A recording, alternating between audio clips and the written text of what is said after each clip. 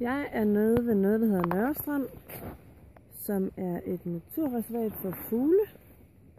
Og heroppe bagved ligger der en masse kolonihavehuse. Og de her stier, som løber her, hvor jeg står, de bliver rigtig meget brugt. Så jeg er meget spændt på, hvad man kan finde af dyreliv.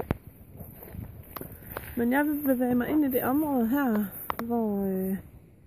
som ligner det tætteste, jeg kan komme på et skovområde. Og her har jeg været inde og kigge på dyr og plantelivet. Og som I kan se, så er der meget lyst. Der er meget åbent, så planterne lige får godt med sol. Og så ligger der nogle bunker med haveaffald, som kolonihaveejerne har smidt. Og der er rigtig mange rigtig lækre dyr.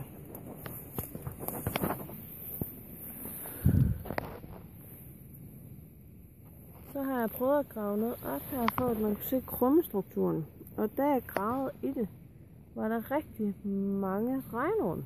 De er så gravet ind nu. Men som man kan se, så er krummestrukturen rigtig godt. Der er godt nok rigtig mange rødder i. Men den er meget løs. Og meget luftig. Men der ligger rigtig meget vand herinde, og det er rigtig sumpet. Så det er et meget vandet område.